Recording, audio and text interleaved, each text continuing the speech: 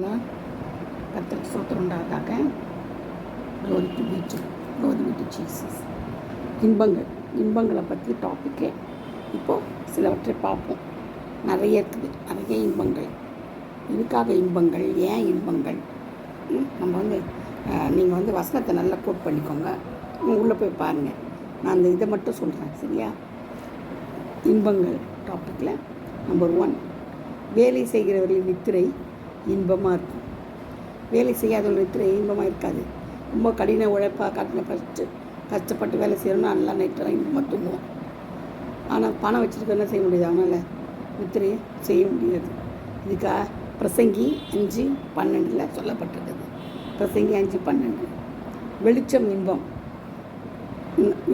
இன்பமாக இருக்கும். பிரசங்கி 11:7. வெளிச்சம் இன்பமாக இருக்கும். இப்போ சூரியனை பார்த்து நம்மளுக்கு எப்படி இருக்கும்? கண்ணுக்கு குளிர்ச்சியாக இன்பமாக இருக்கும் வெளிச்சத்தை பார்த்தோன்னே, இல்லையா? 11:7. மனதுக்கு இன்பம். ஆதியாகமம் 34:3. மனதுக்கு இன்பமாக இருக்கும், சரியா?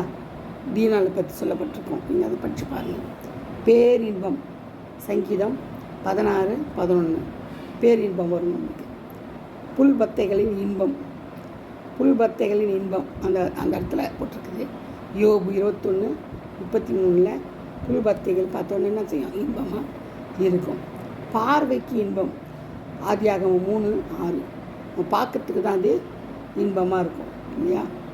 இது இந்த கனி பார்வைக்கு அது இன்பமும் புசிக்கத்தக்கதுமான என்னது இருந்தது அந்த கனி, இல்லையா? பார்வைக்கு இன்பம். நேசரின் பரிமள தைலங்கள் இன்பம். அது உன்னத பாட்டு 1:3, இல்லையா? ஞானிகளுடைய போதகம் இன்பம். நீதிமொழிகள் 22:17-18. ஞானத்தை அறிந்து கொள்வது ஆத்துமாவிற்கு இன்பம். நீதிமொழிகள் 24:14. சூலைமித்தியாளின் சத்தம் இன்பம். உன்னத பாட்டு 2:14. கர்த்தர் தாமே இந்த வார்த்தைகளை ஆசீர்வதிப்பாராக. ஆமென்.